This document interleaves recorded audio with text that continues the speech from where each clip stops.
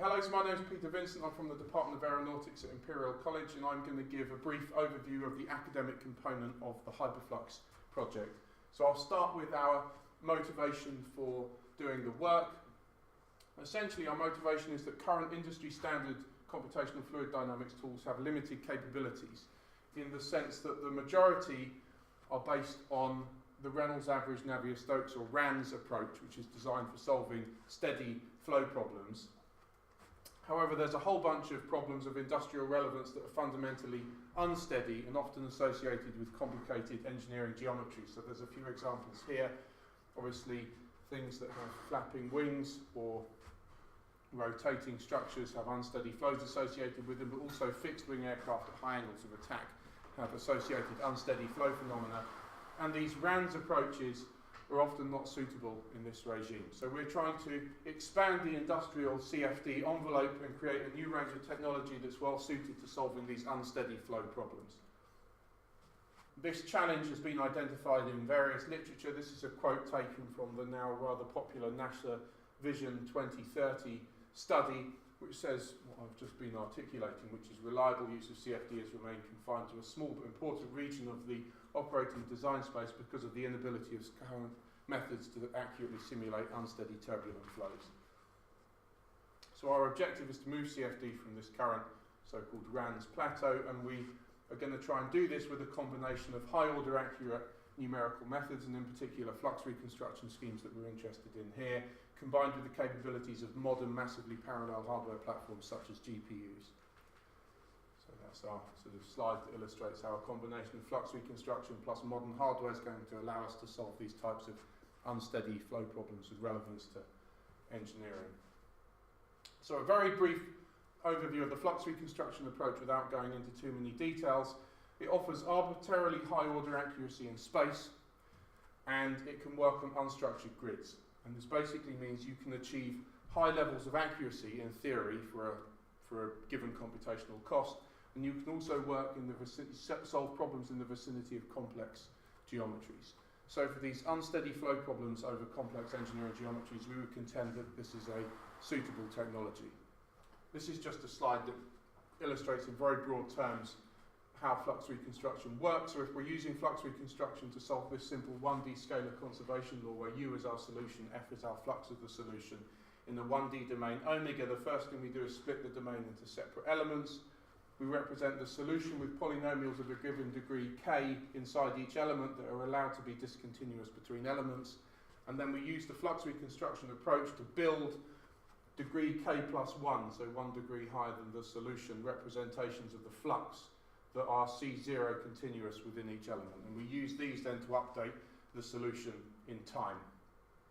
The nature of a given flux reconstruction scheme depends on where you put the so-called solution points that define the nodal basis that builds the discontinuous representation of the solution, the polynomials within each element. It depends on the nature of the interface fluxes that you use to couple the elements together, so what Riemann solver you use, and critically on the form of the so-called correction functions which are used to build these blue C0 continuous representations of the flux. And indeed, by varying the form of these correction functions, you can recover different schemes as a subset of flux reconstruction with various properties, including a variant of the discontinuous Galerkin method and also spectral difference methods. So that was just a brief summary of flux reconstruction. Now I just want to talk briefly about these modern hardware platforms that we're looking to target. So CPUs now have some number up to tens of cores. We also have other offerings, so we've got AMD GPUs, NVIDIA GPUs, which have up to thousands of so-called CUDA cores in the case of NVIDIA devices, and Intel Xeon Phi coprocessors. Modern hardware of the type I've just sort of shown the pictures of is characterized by various attributes. One is they all have an abundance of flops available relative to memory bandwidth. That's illustrated on this plot, which is for how flop rate and the memory bandwidth has been increasing for different just CPUs from 1994 through to 2014. And you can see the red curve is shooting ahead of the blue curve. So there's an abundance of flops available relative to memory bandwidth.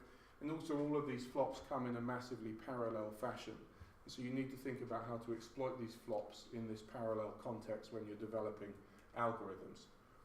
Also, there's different programming languages for these different devices, which adds another layer of complexity on top of this sort of hardware ecosystem that we now have to work in. So it's a challenging environment, but there's significant flops available if they can be harnessed. So there's an opportunity here. So I've talked about flux reconstruction and modern hardware. PyFR is our open source implementation of the flux reconstruction scheme, hence the FR, in Python, hence the PY, to target a range of these modern hardware platforms to solve these types of unsteady flow problems. So this is just a brief overview in a table of our latest release of PyFR, which is version 1.4.0. It can solve the compressible Euler and Navier-Stokes equations in 2D and 3D on mixed element unstructured grids with various element types. It's explicit in time at the moment. We have a view to making it implicit going forwards. Can operate in single and double precision, and one point I'll just focus on here is it can run on a range of these different called modern hardware platforms. So it can run on the Intel Xeon Phi, AMD GPUs, NVIDIA GPUs and CPUs via different backends that are available in the code. And it can also, interestingly, run on heterogeneous mixtures of all of these types of hardware in a single system. We've run it on systems, for example, that have NVIDIA and AMD GPUs as well as CPUs, and utilised all of that hardware for a single simulation. And this is just graphically illustrating the same points. So we've run PyFR. It can run on a Raspberry Pi, it can run on a MacBook Pro, such as the one giving the presentation. It can run on a workstation. This actually isn't a heterogeneous workstation, it's got just NVIDIA GPUs in, but it can run on a workstation with a mix of GPUs. We've run on Wilks, which is a large GPU cluster at Cambridge University with NVIDIA K20s.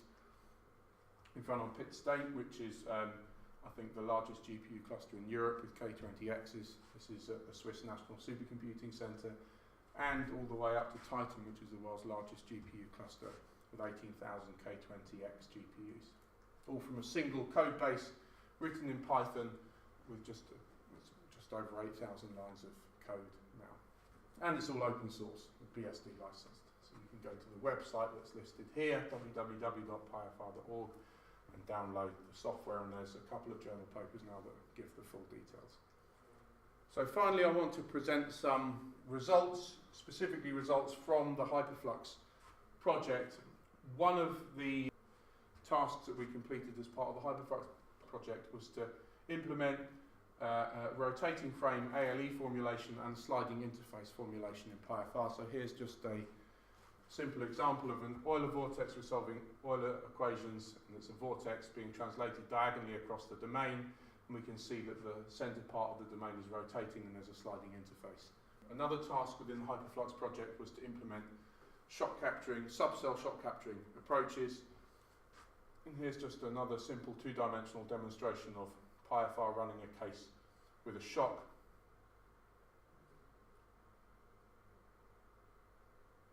And we can superimpose on just visually an experimental comparison. And then finally a case for which we've done some more quantitative analysis. This was a NACA 0021 at a 60-degree angle of attack, a Reynolds number of 270,000. Mach 0.1, so it's essentially it's an incompressible flow, and we ran the solver at our compressible solver at Mach 0.1 to match.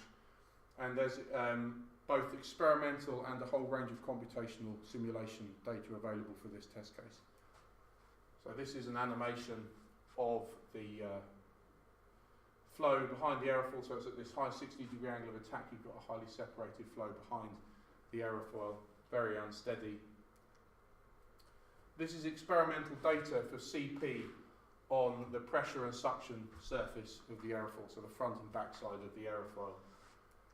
And this was, we've done a whole bunch of simulations with PyFR. I'm just picking out some of the results here to demonstrate that as we take the span of our simulation domain towards the true span of the actual wind tunnel experiment, that was 7.2 in this case, we get very good agreement with the experimental data in terms of CP.